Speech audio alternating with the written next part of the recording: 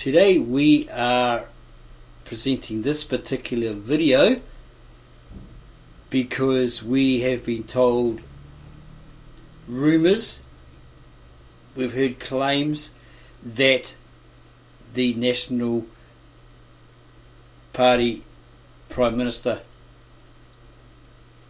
is planning on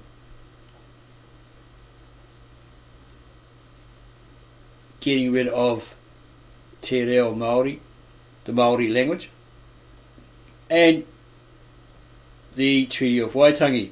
We don't believe this to be true, but many people we've come across have said it's true, it's true. So we have been looking for that particular information. We haven't found it yet. If you're out there and you know exactly where it is, then subscribe to our channel, give us a like for touching on this subject, these claims by fellow Kiwis. Give us a link to the source so we can check it out and then perhaps do a video verifying that this Prime Minister actually said all of that, claimed, and is actually going to do it. What a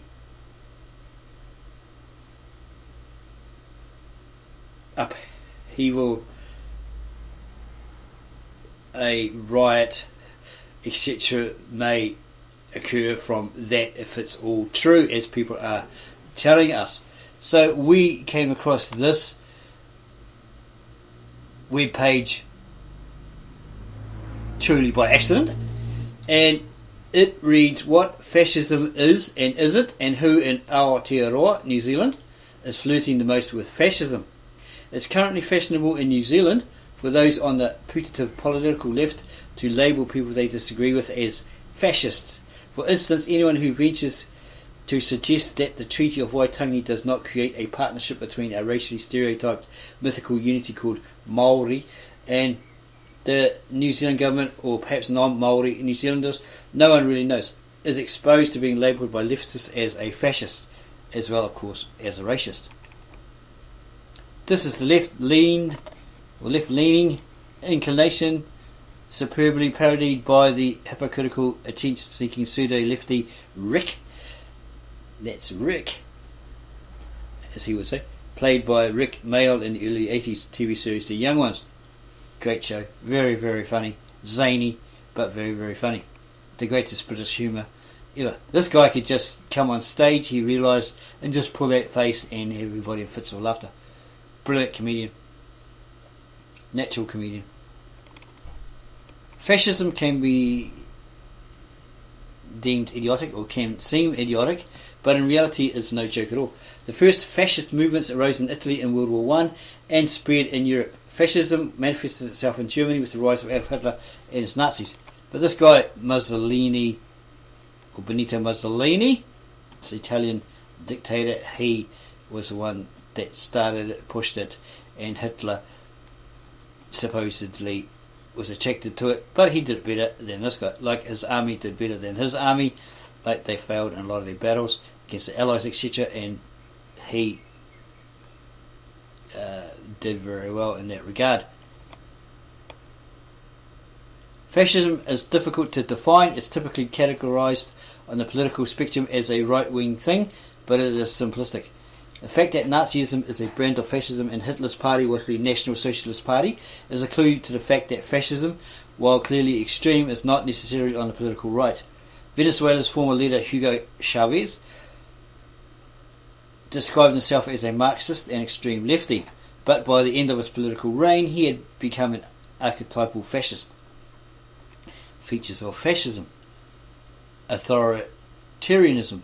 The principal feature of fascism is authoritarianism.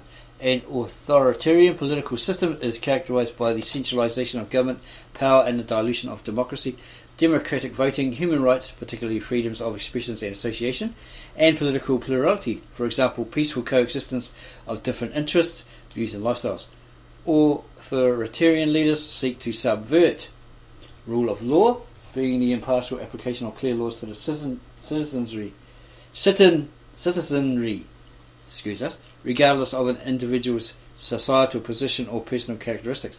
Separation of powers being the division of the apparatus of state into three branches of government: the legislature, lawmakers, executive running the country, and judiciary courts and tribunals which adjudicate on the law. Such division being designed to provide checks and balances that constrain abuses of power. Democratic voting, i.e. the principle that each person has one vote in elections and equal opportunity for representation in elected bodies, regardless of such things as sex, race or ethnic origin. What about religious beliefs? Authoritarians are big on identity, on identifying their regime and its tactics as vital to combating societal problems, underdevelopment, disease, and suppressing undesirables, often foreign, employing ill-defined executive powers. Economic centralisation. Fascists favour dirigista economic policies, where the state actively directs what business activities can and cannot be performed, and what is incentivised through the public purse. Power elites control natural resources. Violence. Fascists condone political violence that is consistent with the regime's ideological inclinations. Violence to the fascists can be positive and redemptive. Transformation of social relations. Fascists aim to transform social relations and create a new self-determined national culture. Dissenters and those who are not otherwise part of the program are regarded as scum. Race. Fascists fixate on race, with some races being better than others and people of certain ethnic origins being inherently undesirable and dangerous. Fascists draw on myths about race to reinforce racial stereotypes. Fascism often smells anti-Semitic. Elitism. Fascism pretends to be populist in an attempt to generate mass support, but is essentially elitist, based on the elite cliches, ardent adherence to the government chosen ideologies. The notion of a politically independent public service is an anathema to fascism. Members of the conformist public service managerial class constantly guzzle the regime's Kool-Aid. Nationalism. Fascism is nationalistic and dedicated to radical transformation of the nation. Disciples may even look to change their country's name on the sly. Cult leadership. Central to fascism is a cult leader who promises to save the nation in the face of existential threats and sinister dark forces, with appropriate use of ubiquitous symbolism, repeated mantras, for example, be kind, compelled obedience, and state enforcement of correct narratives promulgated by dear leader. Fantastically fascistic. Nothing in this John Substack, should be taken to suggest that anyone in recent New Zealand politics is a full-blown fascist or advocate for fascism. That's why we created this video, because we have heard that a particular new Prime Minister is a fascist. Him wanting to end Te Reo Maori, the Maori language, the indigenous people's language, putting it into it and make it all speak white language only, speak the European language only. We are trying to find those so-called claims of him wanting to do that and ending the Treaty of Waitangi and so forth, that the people around us are saying it's true, it's true.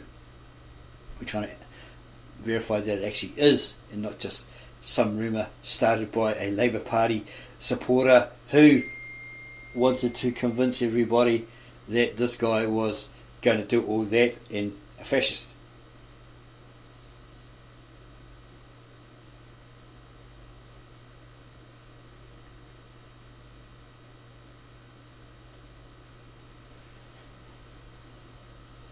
Nothing in the Substack should be taken to suggest that anyone in recent New Zealand politics is a full-blown fascist or advocate for fascism. That would be as silly as young one Rick, or as suggesting that the British left-wing feminist and women's advocate Kelly J. Keane Minshall, aka Posey Parker, cultivates and likes to associate with neo-Nazis. But all true liberal Democrats should be wary of fascist tendencies and temptations. So with the above potted summary of fascism in mind, let's have some fun and see if we can fascistically categorise some recent political behaviour and rhetoric.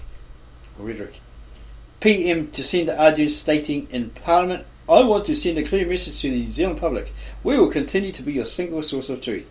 Everything else you see, a grain of salt. Labour Minister Michael Wood, of the same party, describing protesters at Parliament as a river of filth. New Zealand police doing nothing to protect Posey Parker from being ragdolled and doused with tomato juice by trans activist Eli Rubashkin at a pro-woman rally at Auckland's Albert Park in March 2023, or protect a 72-year-old woman from having her skull fractured by another trans in a vicious, unprovoked assault at the same rally. This is supposedly what happened there. In response to a journalist's question, so you've basically said two different classes of people, if you're vaccinated or unvaccinated. You have all these rights if you are vaccinated. PM Ardern replying, that is what it is, yep. The Labour government giving $140 million of public money to New Zealand Steel to build itself a new smelting furnace. NZ Steel being a private sector company wholly owned by ASX, listed Australian steel producer BlueScope Steel. By ASX listed Australian steel producer BlueScope Steel. John Tamahere, former Labour Cabinet Minister and Vice President of the Maori Party, announcing an opinion piece in stuff.co.nz. If we are playing Jeopardy, the answer is Maori, and the winning question is who owns the water. That's all fresh water in New Zealand. Maori Party MP Rawiri Waititi publicly stating, I'm not a fan of democracy. Full marks for honesty. The same Waititi tweeting the caucasity of Caucasians and the active assimilation agenda. Pay them no attention, their archaic species are becoming more extinct as the new Aotearoa is on the rise. No marks for grammar. When Australian-born journalist and Ardern critic Avi Yemeni looked to travel to New Zealand in August 2022, New Zealand's police force desperately seeking Interpol's help to keep Yemeni out of New Zealand. The emails the following, and it reads, Interpol Wellington takes this opportunity to extend its compliments to Interpol Canberra. Interpol Wellington has received information that the two above named, Avi Yemeni and Rukshan Fernandez, are believed to be Australian nationals intending to travel to New Zealand to join protest activity at Parliament scheduled on 23rd August 2022. NZ Police would like to stop the two from entering New Zealand and urgently seek any information regarding criminal convictions or any information tending to show that they are individuals of bad character associated to criminal groups and individuals or far-right extremism groups. New Zealand Police do not hold any information on the two subjects. Further information. Both subjects are associated to NZ social media commentator Chantal Baker and are expected to join her at the protest in Parliament posing as reporters. Av Yemeni is noted by commentators as a far-right extremism commentator. Avi Yemeni has proudly called himself at a London protest in 2018 the world's proudest Jewish Nazi. Rukshan Fernandez is noted as a misinformation super spreader. Rukshan has been labelled as hero of anti-mandate and was anti-government movement. Anti-vax, anti-government movement. Interpol Wellington. Labour's now abandoned plan to merge Television New Zealand, or then abandoned plan, to merge Television New Zealand and Radio New Zealand into a giant monolithic government media propaganda machine. Television New Zealand now calls itself TVNZ, just as Radio New Zealand now calls itself RNZ, because New Zealand, the country's only official name, is for progressive illiberals, racist and otherwise reactionary. Aotearoa is the sole enlightened name for New Zealand. If you regard all this as misguided alarmism, just look at what happened to the Italians, Germans and Venezuelans. As trite as it sounds, the price of our freedoms is indeed eternal vigilance. So we hope that you enjoyed this video that we've uploaded, that it's woken you up to that possibility that the new Prime Minister is a fascist.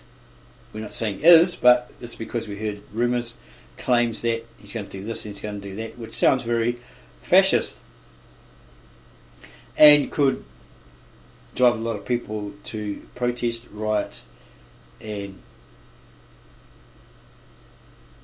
destroy and burn, to put it nicely. So again, if you like this particular video, it's woken you up. Okay, subscribe to our channel, give us a like, add your comments below this video, and we will get back to you on those as soon as we can. And then go share this particular video with all your family and friends. It might make great discussion. It'll be interesting. That's why we want to hear your comments. Okay, we add them below the video. We'll get back to you on those. Yeah. Okay.